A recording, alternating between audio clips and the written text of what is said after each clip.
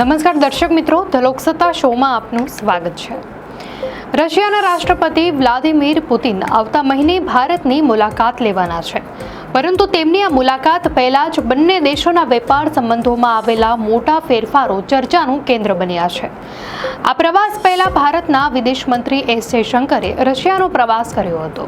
ફેબ્રુઆરી 2022માં Ukraine પર રશિયાએ કરેલા હુમલા પછી ભારત અને રશિયાના સંબંધો પર પશ્ચિમી દેશોનું, ખાસ કરીને અમેરિકાનું દબાણ વધી ગયું હતું। આ દબાણ મુખ્યત્વે ભારત રશિયા પાસેથી તેલની આયાત બંધ કરે તે માટે હતું, અને હવે આ દબાણની અસર દેખાઈ રહી છે। ભારત પર અમેરિકાએ 50% જેટલો ઊંચો ટેરિફ લગાવ્યા બાદ તે સ્પષ્ટ હતું કે રશિયા પાસેથી તેલ આયાત કરવાનું કામ હવે સરળ નહીં રહે। રાષ્ટ્રપતિ પુતિનના ભારત આગમન પહેલા જ બંને દેશોના વેપારમાં સૌથી મોટો હિસ્સો ધરાવતા ઉર્જા ક્ષેત્રમાં જ રશિયાથી ભારતમાં થતા તેલની આયાતમાં નોંધપાત્ર ઘટાડો જોવા મળ્યો છે। દિલ્હી સ્થિત ગ્લોબલ ટ્રેડ રિસર્ચ ઇનિશિયેટિવના વડા અજય શ્રીવાસ્તવનું કહેવું છે કે રશિયા પાસેથી તેલની ખરીદી સતત ઓછી થઈ રહી છે। તેઓ સત્તાવાર આંકડા ટાંકીને જણાવે છે કે ઓક્ટોબર 2025માં રશિયાથી થયેલી કુલ આયાત વાર્ષિક ધોરણે 27.7% ઘટીને $4.8 અબજ થઈ ગઈ છે, જે ગયા વર્ષે $6.7 અબજ હતી। આયાતમાં મોટા ભાગે ક્રૂડ તેલ હોય છે, જે દર્શાવે છે કે રશિયન તેલની ખરીદીમાં 30%થી વધુ ઘટાડો થયો છે। શ્રીવાસ્તવના મતે ભારતીય રિફાઇનરી કંપનીઓ અમેરિકા દ્વારા લાદવામાં આવેલા પ્રતિબંધોનું પાલન કરી રહી છે, જે રોસનેફ્ટ અને લુકોઇલ જેવી કંપનીઓને નિશાન બનાવે છે। આ કંપનીઓ રશિયાના 57% તેલનું ઉત્પાદન કરે છે, અને આના કારણે તેમની પાસેથી થતી ખરીદીમાં મોટો ઘટાડો થયો છે। આયાત માત્ર તે જ રશિયન કંપનીઓ પાસેથી ચાલુ છે જે પ્રતિબંધિત સૂચિમાં નથી, જે સ્પષ્ટ સંકેત આપે છે કે ભારત અમેરિકાની અપેક્ષાઓ મુજબ પગલાં લઈ રહ્યું છે। જો કે અગાઉ એવી ધારણા હતી કે ભારત પશ્ચિમના દબાણમાં નહીં ઝૂકે। દિલ્હીની જવાહરલાલ નહેરુ યુનિવર્સિટીના ઇન્ટરનેશનલ સ્ટડીઝના પ્રોફેસર રાજન કુમાર માને છે કે અમેરિકન દબાણ હોવા છતાં ભારત રશિયાના મૂળભૂત સંબંધોમાં મોટો ફેરફાર નહીં થાય। તેઓ સમજાવે છે કે ભારત અને રશિયાના સંબંધોમાં વ્યાપાર ક્યારેય મુખ્ય પાસું નહોતું। ભલે યુક્રેન યુદ્ધ પછી ભારતે રશિયા પાસેથી વધુ તેલ ખરીદવાનું શરૂ કર્યું હોય અને બંને દેશો વચ્ચેનો વેપાર $67 અબજ સુધી પહોંચી ગયો હોય, પરંતુ અગાઉ આ વેપાર માત્ર $10 અબજ પણ ઓછો રહેતો હતો। પ્રોફેસર રાજન ભારપૂર્વક જણાવે છે કે બંને દેશોની મિત્રતામાં સંરક્ષણ કરારો એ મુખ્ય ભૂમિકા ભજવી છે। તેમના મતે ભલે ભારતે હવે અન્ય દેશો પાસેથી શસ્ત્રો ખરીદવાનું શરૂ કર્યું હોય, પરંતુ વર્તમાન ભૂરાજકીય પરિસ્થિતિને જોતા રશિયા ભારતને જે શસ્ત્રો અને ટેકનોલોજી પૂરી પાડશે તે બીજા કોઈ દેશ નહીં આપે। ડિસેમ્બરમાં થનારી તેલ ડિલિવરીના આંકડા જોઈએ તો ભારતીય તેલ કંપનીઓએ રશિયન કંપનીઓ પાસેથી ખરીદી ઘણી ઓછી કરી દીધી છે। મીડિયા અહેવાલ અનુસાર ભારતની 5 મોટી રિફાઇનરી કંપનીઓએ ડિસેમ્બર મહિના માટે તેલ ખરીદીનો કોઈ ઓર્ડર આપ્યો નથી। આ વર્ષે ઓગસ્ટમાં અમેરિકન રાષ્ટ્રપતિ ડોનાલ્ડ ટ્રમ્પે ભારતીય નિકાસ પર 50%નો ટેરિફ લગાવ્યો હતો, જેના તરત બાદ રશિયાથી ભારતની તેલ ખરીદીમાં મોટો ઘટાડો થયો નહોતો। કે નવેમ્બરમાં 2 મુખ્ય રશિયન તેલ કંપનીઓ પર અમેરિકન પ્રતિબંધો લાગુ થયા બાદ ભારતની મોટાભાગની રિફાઇનરીઓએ રશિયાથી તેલ ખરીદવાનું લગભગ બંધ કરી દીધું છે। રિયલ ટાઈમ ડેટા આપતી ફર્મ કેપ્લર મુજબ ભારતે 1 થી 17 નવેમ્બરની વચ્ચે રશિયા પાસેથી દરરોજ 6,72,000 બેરલ તેલ ખરીદ્યું, જે ઓક્ટોબર મહિનામાં ખરીદાયેલા 18 લાખ બેરલ પ્રતિ દિવસથી ઘણું ઓછું છે। જો કે આ બે કંપનીઓ પરના પ્રતિબંધ બાદ અન્ય સ્થળોએ રશિયાની તેલ નિકાસમાં 28%નો ઘટાડો થયો હતો।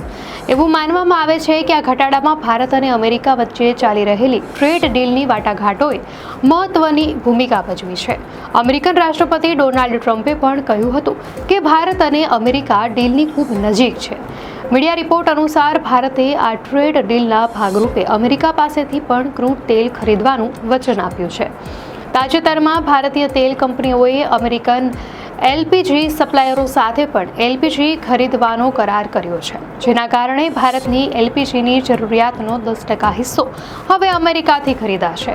ઓક્ટોબર મહિનામાં ટ્રમ્પે દાવો કર્યો હતો કે ભારત રશિયા પાસેથી તેલ ખરીદવાનું બંધ કરવા સંમત થયું છે। આ વર્ષે ભારતે પોતાની જરૂરિયાતનું 36% ક્રૂડ તેલ રશિયા પાસેથી ખરીદ્યું હતું।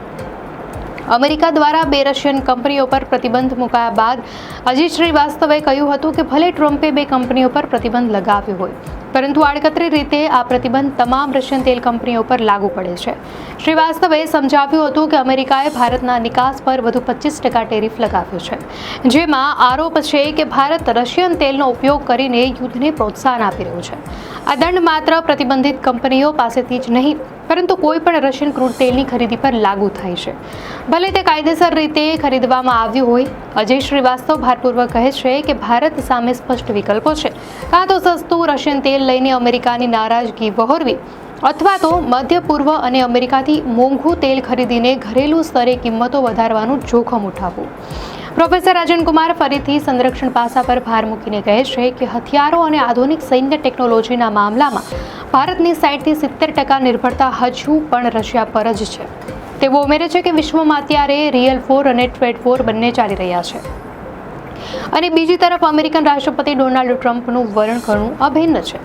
તેથી ભારત ભલે અમેરિકા સાથેના સંબંધો સુધારવાનો પ્રયાસ કરી રહ્યું હોય, પરંતુ તે ટ્રમ્પ પર સંપૂર્ણપણે ભરોસો મૂકી શકે તેમ નથી. છેલ્લા 7 દાયકાથી ભારત અને રશિયાના સંબંધો મજબૂત અને સ્થિર રહ્યા છે, જેનો ઉલ્લેખ વિદેશ મંત્રી એસ જયશંકરે પણ કર્યો છે. શીત યુદ્ધના સમયમાં ભારત ભલે પોતાને બિનજોડાણવાદી કહેતું, પણ 1971માં અમેરિકાએ પાકિસ્તાનને સાથ આપ્યો ત્યારે ભારતની નિકટતા યુએસએસઆર સાથે વધી ગઈ હતી. છેલ્લા 3 દાયકામાં રશિયા સાથે ભારતનો સહયોગ પરમાણુ ઉર્જા અને સંરક્ષણ ક્ષેત્રે વધ્યો છે.